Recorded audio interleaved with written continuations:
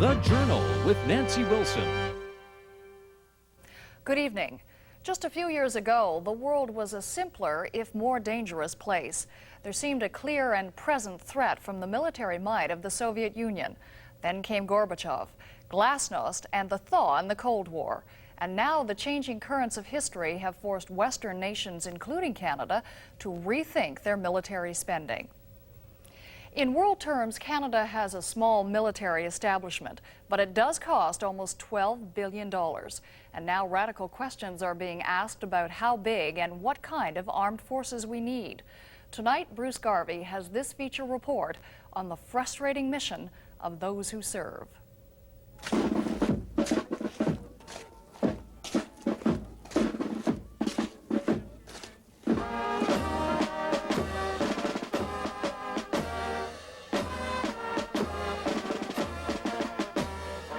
Marching into the future, the class of '90 at Canada's Royal Roads Military College in Victoria. Young men and women from the prairies, the Maritimes, small towns in Ontario, with a glint of steel in their eye, as well as in their bayonets. They'll join the elite of Canada's officer corps in the years to come, a torch of duty that's been passed them from the glory and the tragedy of a proud military tradition. Starting with the First World War, Vimy Ridge, and Canada's coming of age as a nation. Through World War II, death at Dieppe, the march across Europe into the heart of the Nazi Third Reich, and the long struggle for the North Atlantic shipping lanes, the epic sea battle that left Canada with the world's fourth largest navy at the close of the war. As the post-war NATO alliance emerged, there came Korea, and eventually the evolution of Canadian forces as among the most sought-after United Nations peacekeepers. Now the 90s, and perhaps for young officers like Charmaine Campbell from Ottawa, a new role in a new era, as the communist threat appears to be subsiding. We had a military before there was the threat of communism, and I still think there is a role for it in our future as well. And I feel a bit skeptical about jumping the gun and getting rid of, the Canadian forces, because there are a lot of other threats out there. There are major challenges as Canada's military moves into a decade of new political and economic alignments. There's the Pacific, long neglected by Canada, but now emergent as the new powers and superpowers jostle for influence. There's peacekeeping, one of our greatest accomplishments and a role that's only likely to grow by leaps and bounds. And there's sovereignty, and the whole range of increasingly important domestic military roles, from fishery patrols to pollution surveillance. The Soviet tank force that it was feared would spearhead an invasion across the German plain into the west. But as the 90s dawned, the Soviets were in retreat, their tanks loaded onto flatbed rail cars for withdrawal back inside the Soviet perimeter. For the NATO forces assembled to confront them, including Canada's Army Brigade Group and Air Division, a retreating enemy, a seemingly disappearing threat. Disarmament is in the air.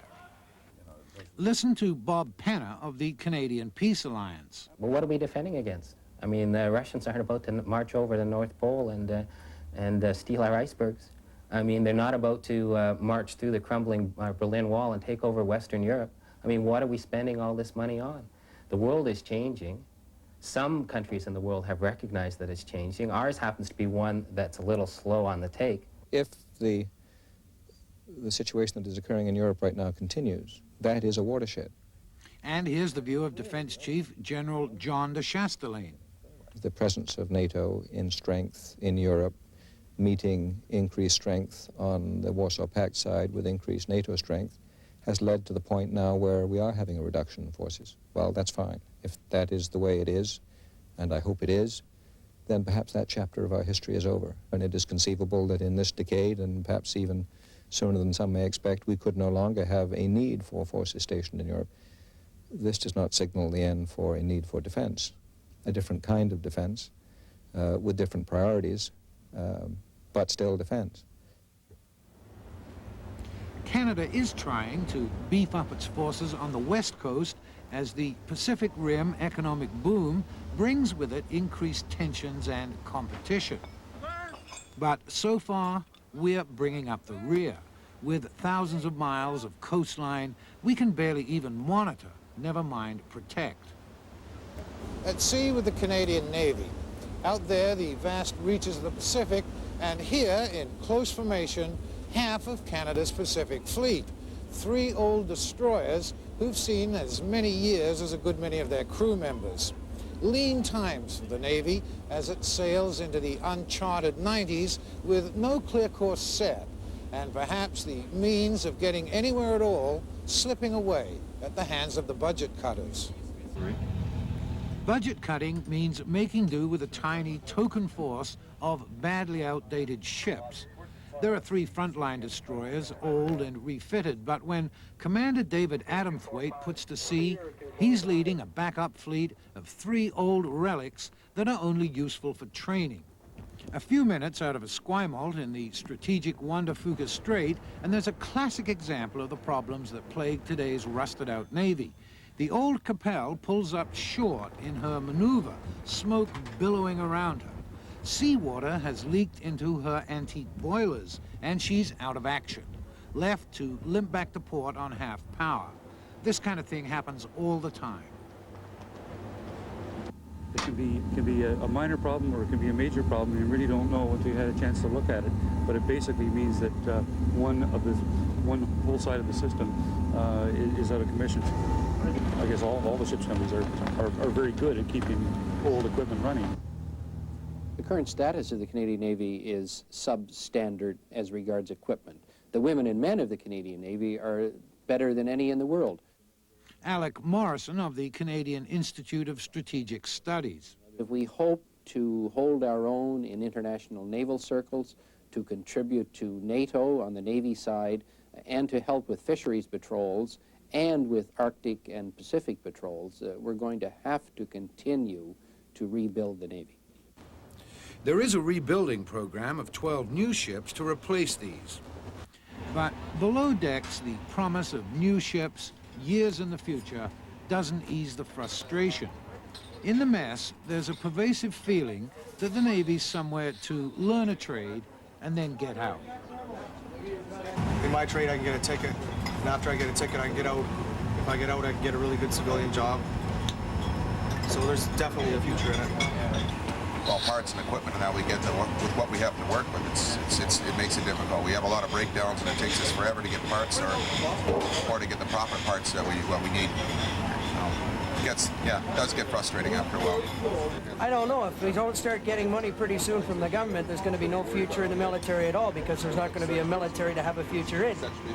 We're not getting enough money, and until we do start getting money and equipment, even it's when you look at the Iranians having more ships and a better Navy than the Canadians, something's hurting, and something down the line is hurting, and we need more money. The old Sea King helicopters need replacing almost as badly as the destroyers. And when you fly over the Pacific Fleet, it's not a sight the crew is likely to boast about. They're only going to have to use about 3.5 feet of film to film the whole Pacific Fleet. No blinker will miss it. But does it really matter? Military historian Gwyn Dyer is one of those who says it probably doesn't. You know, we've had only 3 vessels on the West Coast, 3 warships, for quite a long time. Nobody has stolen Vancouver Island yet. You know, the amount that you need to have depends on what might happen if you didn't have it. And frankly, there aren't a lot of bad things that are going to happen to Canada. If we had no armed forces at all, frankly, there's not very many bad things one can imagine happening to Canada in the military sphere. But there are people, including disarmament activists, who worry about the Pacific as an area that's ripe for potential conflict. The Pacific is a real concern and to my mind, a sleeper. John Lamb of the Arms Control Center is one of them. Soviet military activity, naval activity, and American naval activity are very vigorous. Japan has just exceeded its traditional 1% of GNP military spending, which, by the way, makes it the 6th biggest military power in the world. while they're reticent to speak about it publicly, many of the countries of Asia are very concerned about this. My concern is that there is currently no forum, there is no table to sit down at to discuss Pacific security. There's an institutional vacuum. Peacekeeping beneath the United Nations flag. One military role everyone agrees we should maintain. Whether in the desert of Gaza, the Golan Heights, Namibia, or Cyprus, it's a task Canada has performed for years with pride and distinction. To continue it, we need to maintain a full professional military establishment. And this alone argues strongly against reducing our forces to a home guard coastal patrol operation, however much money that might save. I think that peacekeeping is probably a real growth industry. There will be a lot of call for peacekeeping forces of all kinds. Canadians have got the experience. It's a role they do well. They're acceptable almost everywhere. Canada is credited with inventing peacekeeping as it's now practiced. It's a great source of pride for Canada in the world, and I would expect that we will participate in almost every future United Nations peacekeeping operation. They will become, I think, greater in quantity, and they will also be varied in tasks, and we will see peacekeeping taking on more political roles, but the political roles will be carried out by the military members because of their experience and expertise. The military at home, performing useful peacetime tasks such as search and rescue. Critics argue this is the type of activity our forces should concentrate on. They want the current defense review to opt for a force that specializes in sovereignty monitoring, fishery and pollution patrols, and aid in national disasters. They want out of high-tech modern weapon systems. They say we simply can't afford them. On the other side of the argument, and this is the crux of our defense debate, the military says it performs all these tasks now, and Canada has to make a contribution to collective defense alliances to maintain a credible national security. Well, there's a number of legitimate purposes for the Canadian Armed Forces. Search and rescue is a legitimate purpose. I think passive surveillance to make sure we know what's going on inside our territory, that's quite reasonable. I think we need a force to be able to deal with catastrophes such as the recent Hagersville fire. I think that that's a good role for the armed forces. I think those type of things that are the real threats to our security, I think the armed forces can play a role. I don't think we need 85,000 soldiers to do that, though. I don't think we need $12 billion to do that. Former Defense Chief Ramsey Withers says the military's always been there to help out domestically. If you have people who are well-trained in those basic skills which military people are, especially the Army, who are capable of rapid deployment, who are physically fit, who've got good command and control systems, yes, whether it's a forest fire in Newfoundland, as we did some years ago again, or whether it is a flood or some other disaster, they're there to do it. What I would be very doubtful about is the kind of loose talk you have now, where people say, well, we'll keep the armed forces, maybe we'll even keep them at the same size as a sort of grand outdoor job creation scheme, but we'll train them to clean up oil spills or whatever. And that's not right. I mean, if you're going to have soldiers and there's any possibility that they're ever going to be committed to combat or a dangerous situation somewhere, they need to be trained to deal with that, and that will take most of their time. We do have some good modern equipment like this Aurora patrol aircraft flying out of Comox, BC. Skimming across the Pacific at 200 feet in an Aurora long-range surveillance patrol aircraft, Canada's eyes in the skies. We're looking for submarines, spy ships, oil spills, illegal fishermen, shipping in trouble, drug boats, you name it. A good plane and a good crew, these men from 407 Squadron who call themselves the Demons. Too bad they've been assigned Mission Impossible. Their task is to patrol 1 million square miles of the Pacific Ocean, plus half the Arctic. And to do that job, they've got exactly 4 of these aircraft. The Aurora completes all these tasks with sophisticated sonar detection equipment that's become one of the main custodians of Canadian sovereignty. But these planes are spread so thin, they're able to overfly the vast Arctic ice cap just once a month. What helps put things into perspective is that Japan is buying a fleet of 100 of them. I think, first of all, that it is shameful and ludicrous that we are not able to patrol our three oceans to determine what's going on. And I think for a country such as Canada to say, as some of our cabinet ministers have said, that we can let other people come in and tell us what's going on in our own territory is not a situation we want. The British nuclear submarine that was once the prime candidate as cornerstone of a defense policy that saw Canada asserting active sovereignty over its three oceans. A year ago, a huge cut in the defense budget scuttled the submarine project and effectively sank the defense policy along with it. Right now, we've got a policy vacuum, and that's not about to change, according to Ramsay Withers. The way I sense it is that there's not much debate going on at all at the moment. I think there's a certain amount of procrastination, and there is doubt because of the uncertainty. As one senior officer explained it to me the other day, he said, policy development now is like trying to change the tire in a moving car.